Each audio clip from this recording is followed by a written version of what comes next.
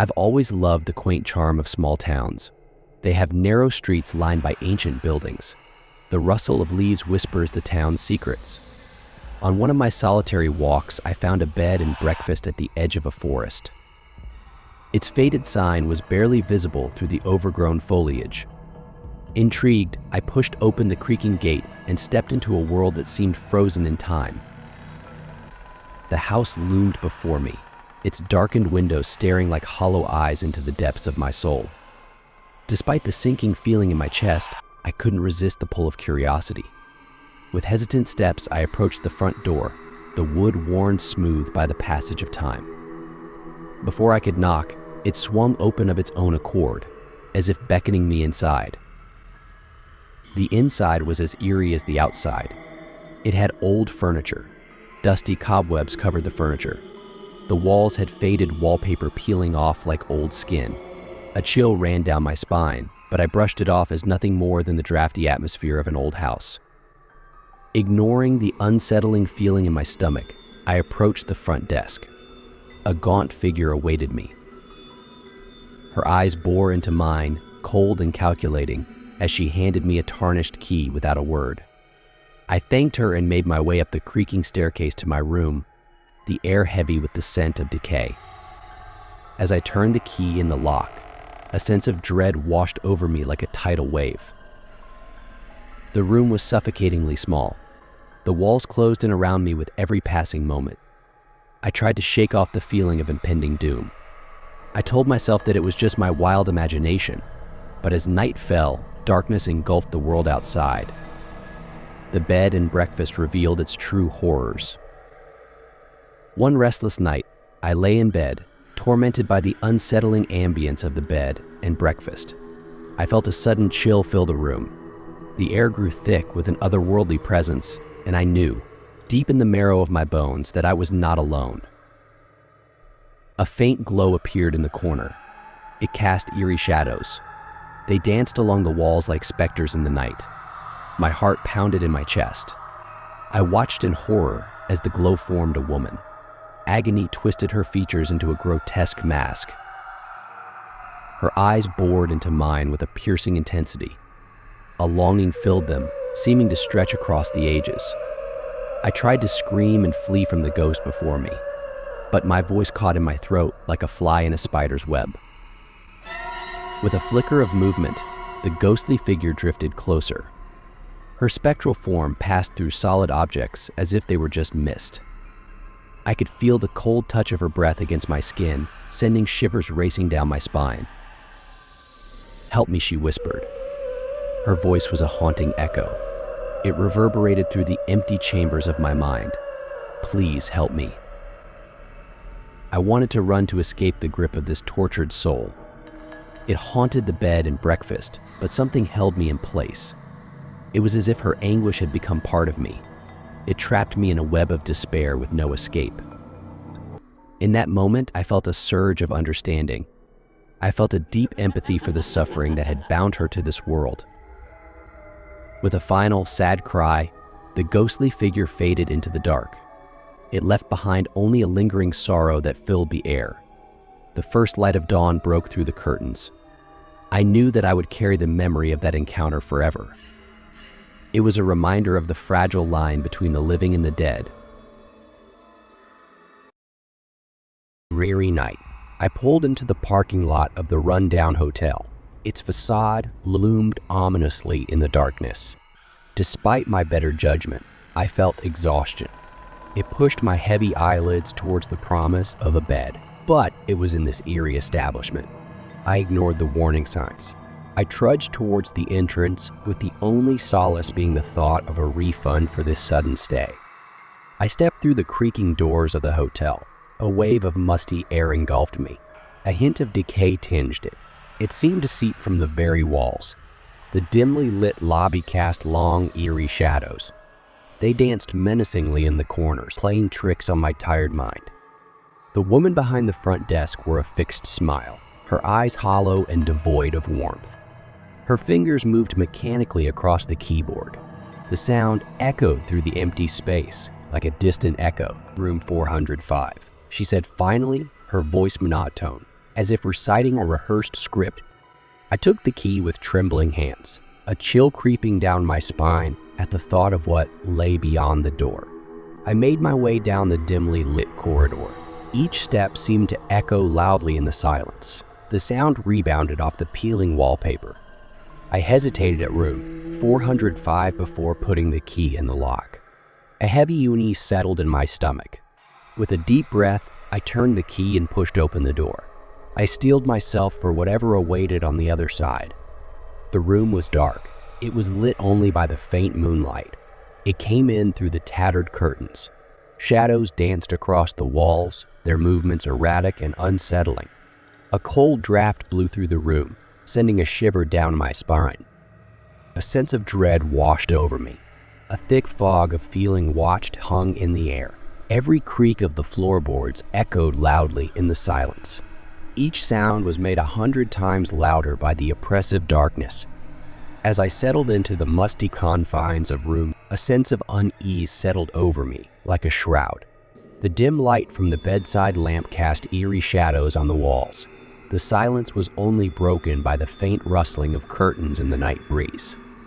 As I drifted into a fitful sleep, a cold chill descended upon the room, freezing me to the core. In the darkness, I felt a presence, an unseen entity lurking in the shadows. A whisper, barely audible, filled the air, sending shivers my spine. "Leave this place," the voice murmured, its tone filled with sorrow and longing. I bolted upright, my heart pounding.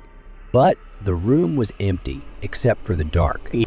With trembling hands, I fumbled for the bedside lamp, casting light upon the room. To my horror, I found myself face to face with a spectral figure, its ethereal form shimmering in the glow. Terror froze me. I watched as the ghostly apparition drifted closer. Its eyes were filled with an otherworldly sorrow. "Beware," it whispered, its voice echoing in the silence. "This place is cursed, haunted by those who cannot find peace." I could not tear my gaze away. I listened as the ghost told tales of tragedy and despair. They were of souls lost to the darkness that lurked in the hotel's walls. With each word, the room seemed to grow colder, the air thick with the weight of the past. As dawn broke on the horizon, the ghost faded into the ether, leaving me alone in the empty room. Trembling with fear, I gathered my belongings and fled the hotel, vowing never to return. The memory of that night at the decrepit hotel remained etched in my mind like a haunting melody. Its discordant notes echoed through the corridors of my mind as the years passed. I tried hard, but I could never shake the unease that had settled over me that night. Every shadow seemed to hold a whisper of that ghostly encounter. Every darkened corner reminded me of the sinister presence. It had lurked in the forsaken place. Despite my best efforts to bury the memory, it stayed deep in my mind. A specter refused to be exorcised. In the quiet moments of the night, sleep eluded me. The world lay in darkness. My thoughts turned to that chilling encounter.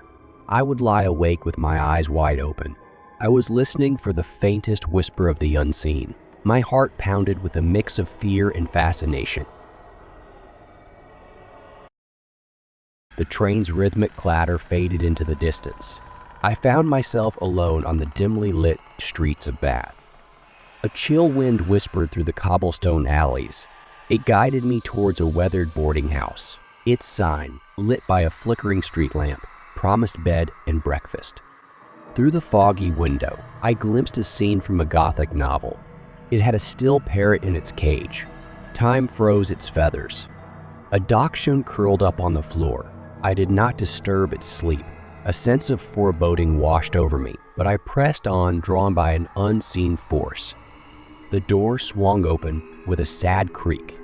It revealed a figure cloaked in shadows. It was the landlady, her face hidden in the night's veil.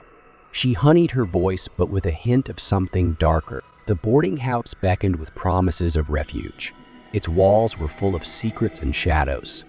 The landlady had an unnerving smile and absent-minded demeanor. She welcomed me warmly, but her hospitality hid a chilling undercurrent of unease. As I signed the guest book, my fingers trembled. I saw two familiar names on the yellowed pages. They were Christopher Mulholland and Gregory W. Temple. Memories stirred within me. They were whispers of long-forgotten tales. I struggled to place where I had encountered those names before. Over tea, the landlady's voice echoed through the dimly lit room. As I sipped, a bitter taste lingered on my tongue, a warning whispered by unseen lips. Panic clawed at my chest. I saw the truth. This boarding house was not a haven. Its walls closed in around me like a tomb. I asked about other guests in a whisper. My pounding heart drowned out my words. Her reply, a simple "No, my dear. Only you," sent a chill through my bones, the weight of her words settling over me like a burial shroud. With trembling hands, I reached out to accept the keys, their weight heavy in my grasp as I made my way to the room. The corridor stretched before me like a passage into the unknown. The walls whispered long-forgotten secrets. I turned the key in the lock. The door creaked open, revealing a chamber frozen in time. It was an ancient relic untouched by the passage of years. Dust danced in the dim light, swirling around me like specters of the past as I stepped into the room. The air was thick with the scent of decay. Night fell. Shadows danced upon the walls. I lay on the bed. My heart raced with fear and anticipation. Every creak of the floorboards and gust of wind rattling the windows sent shivers down my spine. I waited, holding my breath tight in my chest. Then, at night, I heard it. The faint sound of footsteps echoed through empty halls. The soft whisper of a voice was on the wind. With a sinking heart, I realized the truth. The landlady's words had been a warning, a sign of the horrors within these walls. In that moment, I knew I was not alone. The spirits of Mulholland and Temple have restless souls. This house of shadows traps them.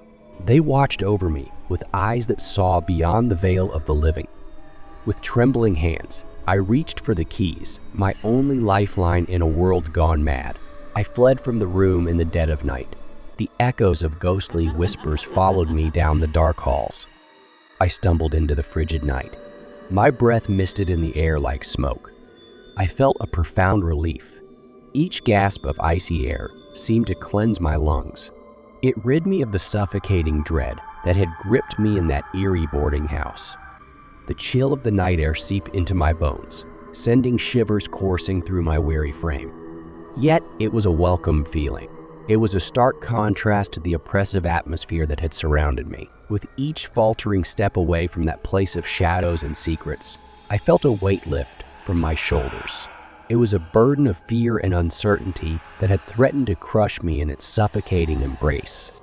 But as I fled into the darkness, I felt that I had narrowly escaped something much more evil. It was worse than I could have imagined. The landlady's haunting words echoed in my mind. They implied something chilling. They sent a shiver down my spine. As I disappeared into the labyrinthine streets of Bath, the memory of that haunted room lingered like a phantom presence, haunting the recesses of my mind with its spectral whispers. The shadows seemed to dance around me, casting sinister shapes upon the cobblestone streets, as if the very darkness itself conspired to keep me captive within its grasp.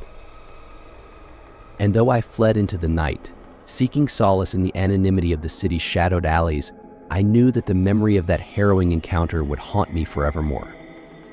The specter of that haunted room would follow me wherever I went, a constant reminder of the thin veil that separates the world of the living from the realm of the dead, a reminder that some horrors are too terrible to be left behind, even in the cold light of day.